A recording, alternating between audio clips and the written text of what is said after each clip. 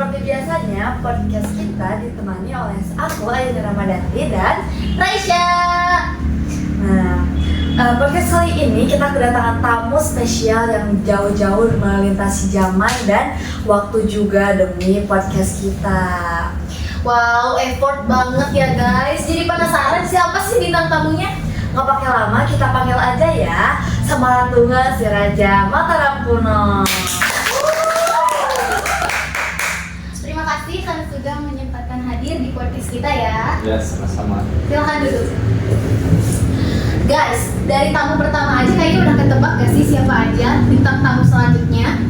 Siapa ya? Kita panggil aja keluarga Mataram Kuno.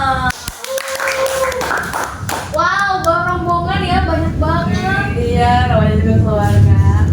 Oh iya.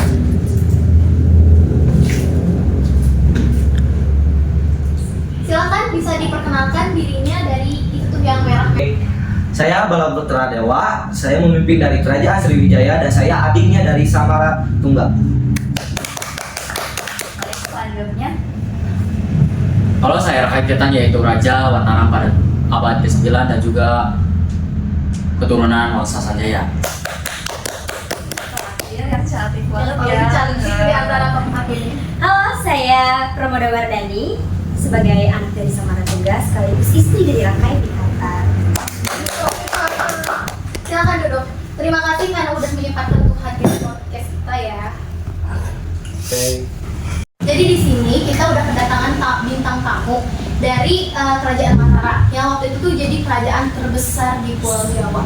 Terus di sini juga kita udah mendatangkan Raja Mataram pada abad ke-8 yaitu Samaratungga yang bikin sebuah candi yang menjadi wisata edukasi sampai sekarang, masih terkenal gitu sampai sekarang. Nah sekarang aku ke Samaratungga deh. Boleh gak sih aku nanya-nanya tentang Kerajaan Mataram? Boleh. Oke. Jadi ini ke pertanyaan pertama yang lumayan kontroversial di kalangan orang-orang dan orang-orang tuh penasaran gitu sama jawaban kamu. Jadi kan kamu tuh Raja Mataram ya, dan pastinya akan menurunkan tahta ke keturunan kamu. Sedangkan keturunan kamu tuh perempuan. Nah, kamu tuh rela gak sih kalau ngasih tahta Mataram ke adik kamu Bala Putra Dewa karena dia laki-laki?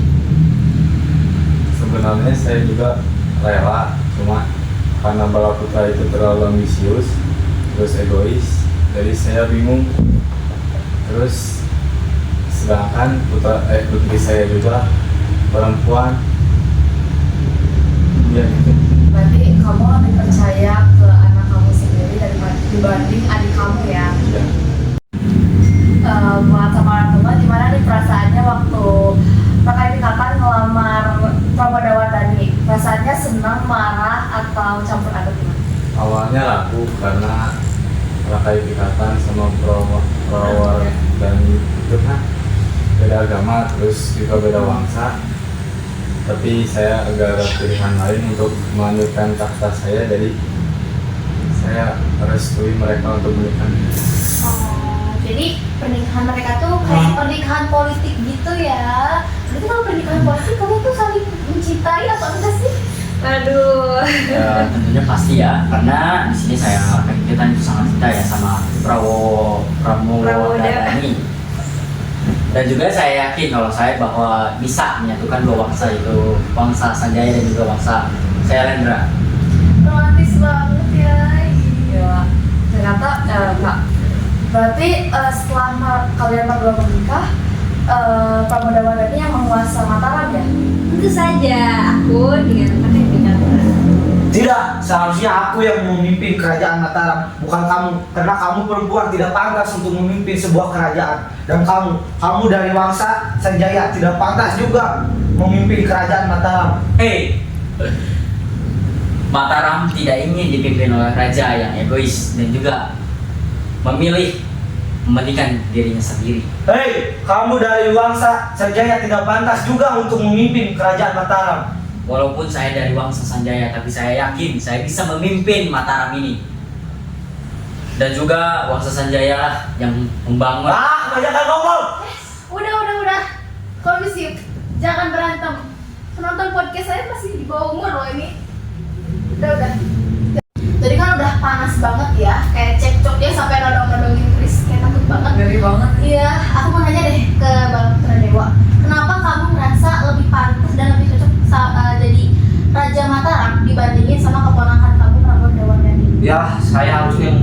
memimpin kerajaan Mataram karena saya berhak memimpin itu karena kakak saya dari kerajaan Mataram dan kerajaan itu lebih cocok dipimpin oleh laki-laki ketimbang perempuan, apalagi dari bangsa lain. Tentu saja tidak. Saya adalah keturunan langsung dari Samarantungga, dan itu adalah sesuatu yang sudah mutlak harus menjadi milik saya. Kenapa saya seorang wanita tidak diperbolehkan untuk menjadi seorang penguasa? Karena wanita itu kepemimpinannya kurang. Dan Apa buktinya? Udah ya. Lanjut aja deh ke pertanyaan berikutnya ya. Daripada udah makin panas kayak gini, takutnya malah nanti jadi berantem kan nggak lucu. Oh jadi itu kayak perebutan tahta gitu ya?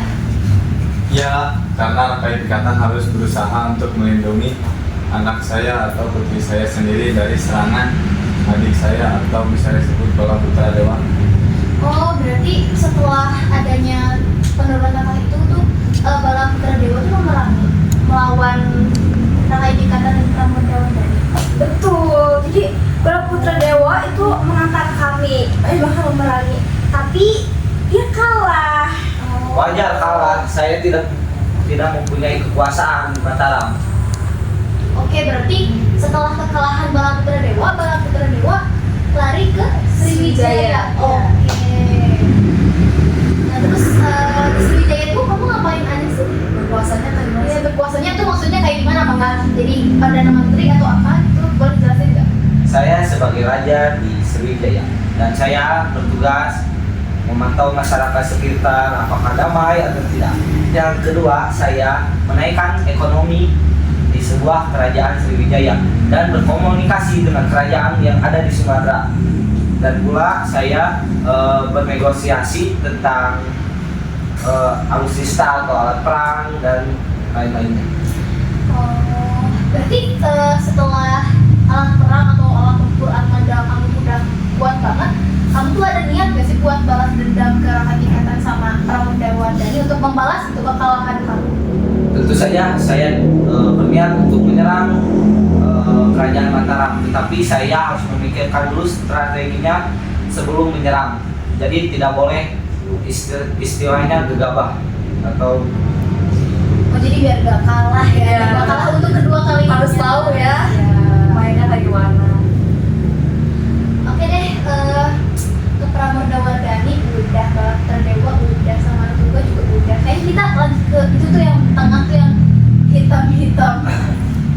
Yang bisa yang bersinar gitu ya, yang sekarang menjadi Raja Mataram. Siapa sih? Siapa sih raja itu? yang dari Wangsa itu.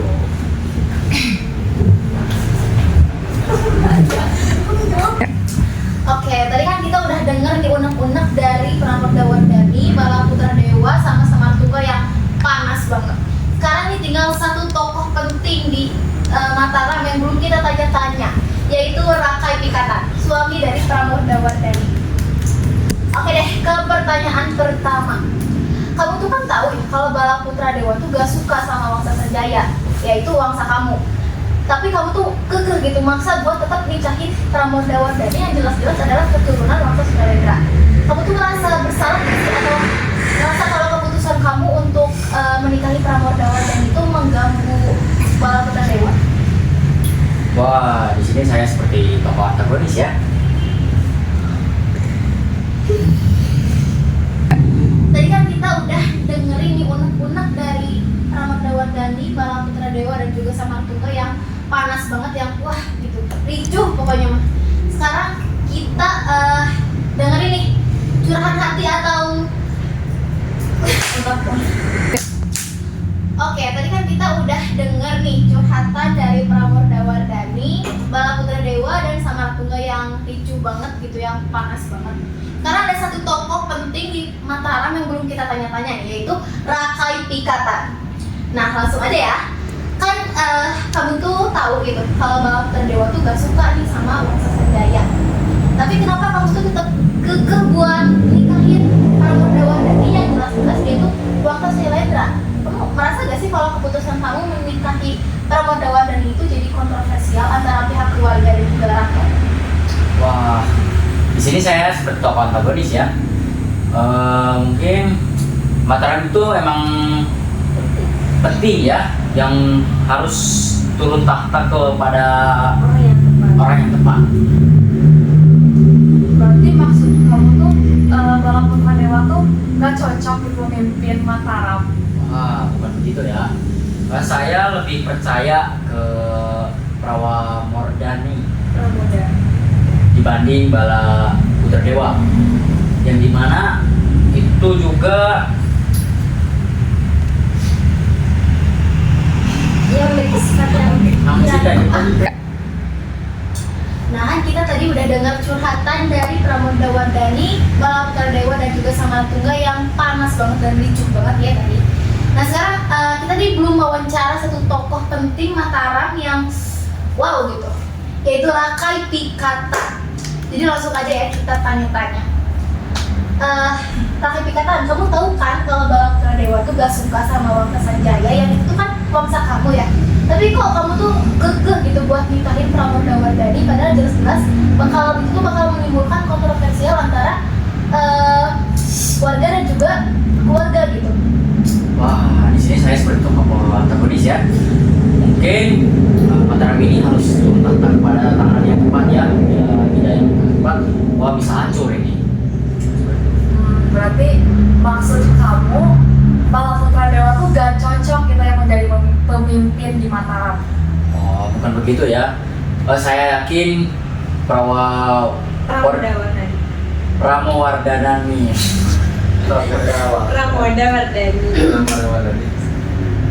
Pramodawardhani. Oke, tadi kan kita udah dengar nih curhatan dari Pramodawardhani, Bala Putra Dewa dan juga Samartungga yang dipenuhi oleh emosi gitu dan ricuh banget tadi. Nah, sekarang kita belum dengar nih curhatan dari salah satu tokoh penting di Mataram, yaitu Rakai Pikatan. Langsung aja ya. Jadi Rakai Pikatan, kan kamu tahu nih kalau Bala Putra Dewa tuh gak suka banget sama Wangsa Sanjaya, yaitu wangsa kamu. Tapi kenapa kamu tuh kekeh buat nikahin Pramodawardhani? Wah, di sini saya seperti tokoh antagonis ya. Di sini juga saya yakin kalau Pramodawardhani itu bisa memimpin Mataram. Dan juga bila Mataram ini turun ke tangan yang salah pada pemimpin yang egois yang juga memilih dirinya sendiri, wah bisa hancur. Berarti menurut kamu Bala Putra Dewa itu gak cocok gitu ya jadi pemimpin di Mataram. Wah, bukan gitu. Mungkin saya lebih memilih Pramodawardhani itu memiliki sifat kepemimpinan yang baik ya. Kalau untuk Bala Putra Dewa itu memiliki sifat yang egois pada dirinya dan juga memilih dirinya sendiri daripada rakyatnya. Oh, berarti ini udah konflik internal Bala Dewa ya. Udah sulit ya. Kalau di Pramodawardhani, benar gak sih apa yang dibilang Rakai Pikatan sebagai keluarganya gitu? Itu saja. Sebenarnya saat dia melamar saya juga ragu terhadapnya. Tapi memang benar kalau Bala Putra Dewa itu punya sifat yang otoriter dan bisa dibilang tirani yang kejam seperti itu. Dan karena hal itu saya juga jadi merasa dia bukan orang yang benar-benar cocok. Dan memang kan saya ini putri langsung dari Samartungga. Iya sih.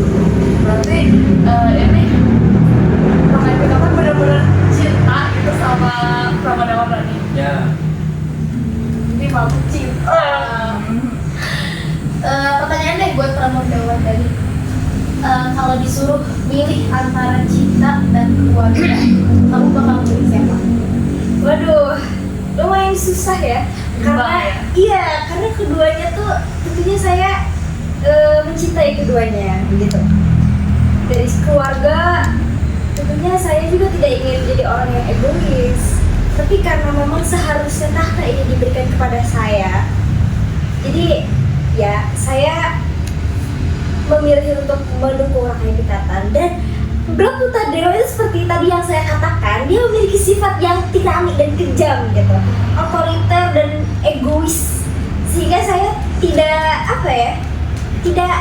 begitu percaya dia akan memimpin dengan baik dan benar gitu.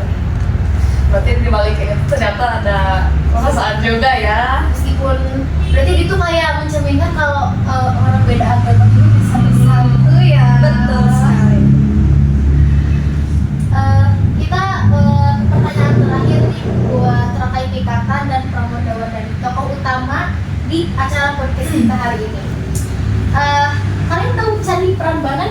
Ya. Candi Prambanan tuh katanya adalah simbolis cinta dari Rakai Pikatan untuk Pramodawardhani.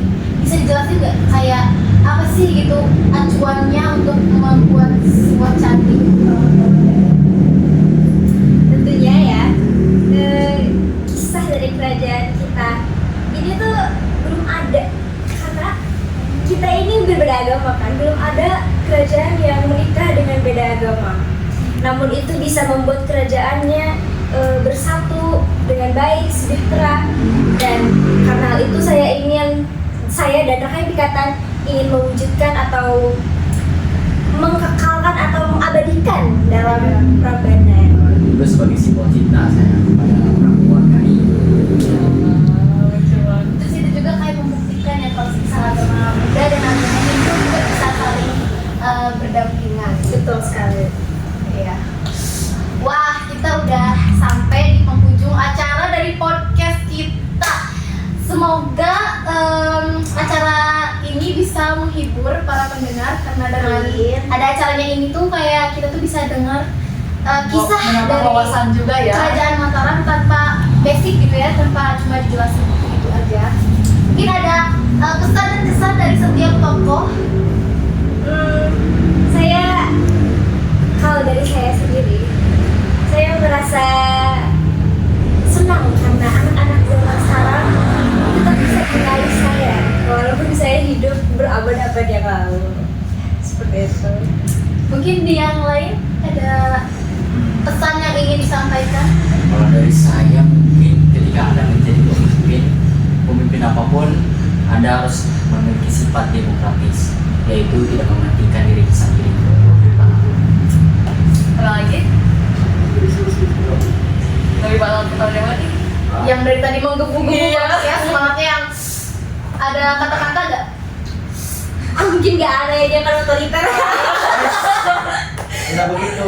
Aduh, ini bercandanya politik ini. Nanti tiba-tiba dibom kan podcastnya nanti runtuh dong. Iya. Jangan, nanti gak bisa beroperasi lagi. Mungkin sekian podcast dari kami yang tentang sejarah-sejarah dari Kerajaan Mataram. Mohon maaf bila ada kekurangan. Mungkin segitu aja ya yang bisa kami tampilkan. Terima kasih. Dadah. Nah, jadi itu dia kisah Kerajaan Mataram yang kita dapetin langsung dari tokoh-tokohnya tadi ya waktu podcast. Nah, jadi mungkin yang bisa disimpulkan tuh kayak Rakai Pikatan dan Balaputra Dewa tuh saling berebut tahta Kerajaan Mataram ya. Berkedok dengan perasaan cinta yang selama ini tuh Ada gitu tumbuh. kaget. Nah, mungkin pelajaran yang bisa kita ambil dari Kerajaan Mataram itu adalah kekuasaan tuh gak boleh bikin kita tuh jadi buta gitu. Jadi gak boleh bikin kita tuh lupa siapa diri kita dan juga malah memerangi saudara kita sendiri yang satu keluarga gitu. Karena di Kerajaan Mataram tuh kan ada perang saudara antara Balaputra Dewa dan juga Pramodawardhani. Jadi jangan mementingkan ego diri sendiri ya, harus mementingkan seluruh anggota keluarganya. Baik, mungkin sekian podcast yang bisa kami sampaikan dan tampilkan. Semoga terhibur dan juga bisa paham dengan cara penyampaian kami.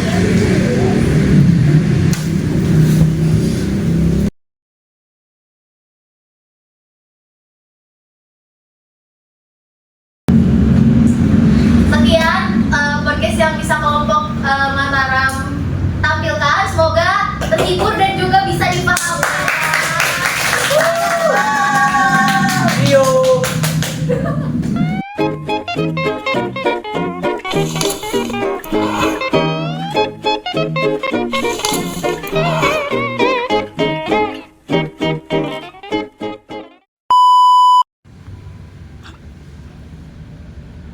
Coba udah ada suara.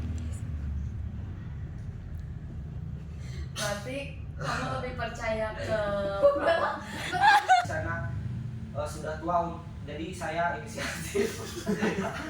Saya tidak butuh kerajaan itu, dan lagi pula saya ke kerajaan Sriwijaya itu karena kakek saya di sana sudah tua, jadi saya inisiatif. Perkenalkan berkenalan sama masyarakat sekitar, dan saya memantau perkebunan